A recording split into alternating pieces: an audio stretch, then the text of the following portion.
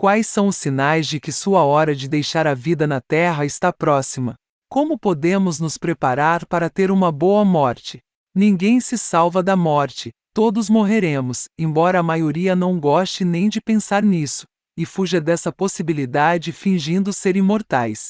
Mas pensar antecipadamente que um dia você vai morrer, e que deve se preparar para ter uma boa morte, é a melhor maneira de levar uma vida inteligente, para não se arrepender quando não puder mais fazer nada.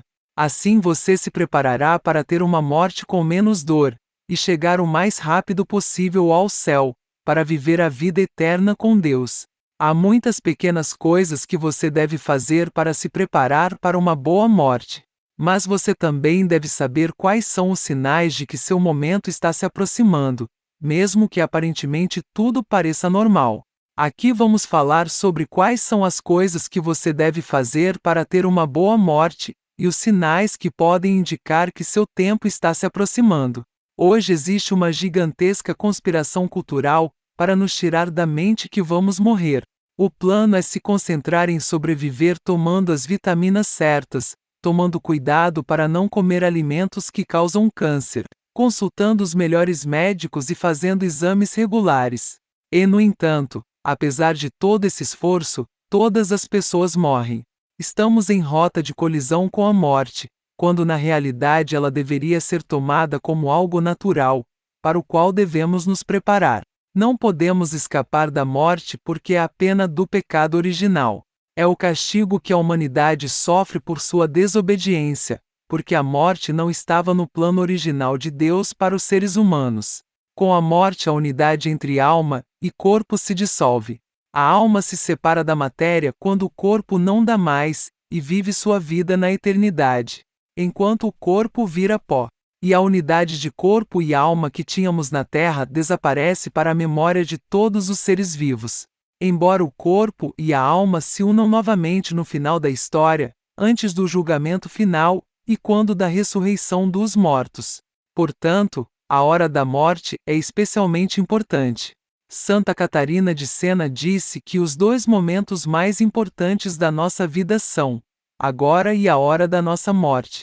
Portanto, devemos fazer tudo o que estiver ao nosso alcance para alcançar a graça de uma morte santa e feliz, aquele que determinará nosso destino por toda a eternidade. Em Eclesiastes 7:4 diz que quem está sempre pensando em felicidade é um tolo, porque uma pessoa sábia pensa em morte. E Thomas Kempis disse: feliz é o homem que sempre se lembra da hora da morte e se prepara diariamente para ela. Portanto, há duas graças que devemos pedir sabiamente. Primeiro, ter uma morte sem grandes sofrimentos, ou seja, a graça de suportar com alegria as inconveniências e as dores do fim da vida. E segundo, morrer em paz, sabendo que não estamos em pecado mortal, e portanto, que não perdemos a oportunidade de viver a eternidade no céu. A morte é uma parte importante da fé do cristão, porque é a porta pela qual devemos passar para viver a felicidade eterna com Deus. E então, como os cristãos devem aceitar a morte? São Felipe Neri disse que a melhor maneira de se preparar para a morte é passar cada dia da vida como se fosse o último. Devemos nos reconciliar com Deus e viver em estado de graça, e reconciliar com nossos vizinhos que estão longe. Mas a maneira mais eficiente de se preparar para uma morte genuinamente feliz não é pensar na morte, mas na vida futura. E tenha cuidado e lute contra 3 coisas que nos impedem de ter uma relação inteligente com a morte: o apego ao mundo, o remorso pelos pecados e a incerteza da salvação. Há muitas pequenas coisas que podemos fazer que podem levar a uma boa morte. Viva sua vida como se Deus estivesse te chamando hoje, porque a vida na terra é incerta e precária. E ele entende claramente que o inimigo verdadeiramente mortal é o pecado mortal, que pode nos levar a viver a eternidade longe de Deus. Se você cometer um pecado mortal, arrependa-se e corra para o confessionário para restaurar sua amizade com Deus. Cuidado com os ídolos modernos e a distração. Hoje existem inúmeros ídolos: drogas, sexo, pornografia, dinheiro, poder, vaidade, prazer, o Deus de si mesmo e muitos mais. É tão fácil ser desviado, iludido, escravizado pelo mundo e todas as suas promessas vazias. Viver permanentemente na presença de Deus. Santa Teresa de Ávila disse que pecamos quando nos esquecemos da presença de Deus. E pense muitas vezes no céu, que não passa um dia em que você não tenha sido capaz de pensar em sua glória, sua grandeza e alegria eterna. Refletir sobre a eternidade. Santo Agostinho disse que nossa vida é um simples piscar de olhos, comparada à eternidade. Viva uma vida de amor e doação, porque somos chamados a não focar em nós mesmos, mas em Deus e servir a Deus em nossos irmãos. Rezai permanentemente, dizia Santo Afonso Maria de Ligório, quem reza muito será salvo. Quem não reza será condenado e quem reza pouco põe em perigo a sua salvação. Frequente a Eucaristia porque Jesus disse, quem comer meu corpo e beber meu sangue terá a vida eterna, e eu o ressuscitarei no último dia. Desejando morrer nos braços de Nossa Senhora, saiba que quando rezamos as Ave-Marias dizemos, Santa Maria, Mãe de Deus, rogai por nós pecadores, agora e na hora de nossa morte. Ninguém sabe exatamente quando morrerá, porque a morte virá como um ladrão na noite, mas as pessoas racionais se prepararão para esse evento. No entanto, parece que Deus age de forma mais ou menos oculta, agradecendo-nos por nos perdermos. Há quem, ao que parece, preveja o momento de sua própria morte. E de acordo com estudos e depoimentos provavelmente existem muitos. A literatura católica parece conseguir que os santos que são informados do momento de sua morte recebam uma graça. Sabe-se que a Virgem de Fátima disse que os dois irmãos Marto morreriam em breve, e que Lúcia ficaria para uma missão na Terra. E isso aconteceu quando os irmãos mais novos Jacinta e Francisco morreram 2 anos depois. Santa Margarida Maria, a vidente do Sagrado Coração, também foi informada da data exata de sua morte. Dom Bosco podia profetizar a data da morte das crianças do oratório, mas não o disse porque não era apropriado. Mas ele abriu exceções e até deixou por escrito, em envelope lacrado, a pedido de seus familiares, a data do falecimento do próximo aluno, o que foi verificado.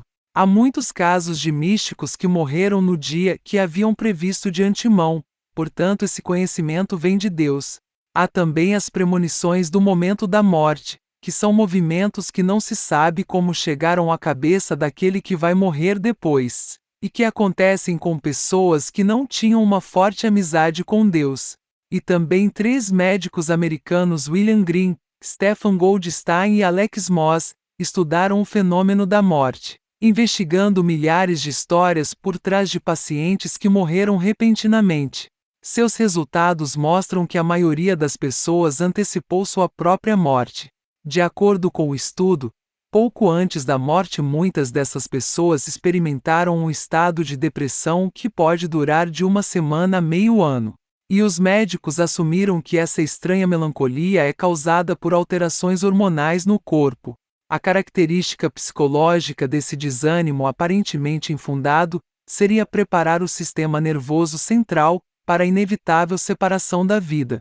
Essa visão é compartilhada por muitos pesquisadores, que sustentam que a morte é simplesmente a transição de um mundo para outro, e está obviamente de acordo com o pensamento católico. No entanto, por que o corpo precisa dessa preparação psicológica? Talvez não seja apenas uma preparação psicológica, mas também a oportunidade que Deus dá para a pessoa sair dos pecados mortais. É possível que Deus comunique a todos que o momento da morte se aproxima, mas poucos estão cientes dessa comunicação. Talvez aí resida a graça que devemos pedir, percebendo quando se aproxima o momento de nossa morte. Há também os casos de pessoas que há muito flutuam entre a vida e a morte. E neste caso há sinais clínicos claros que indicam quando a pessoa está se preparando para a morte, ainda que inconscientemente.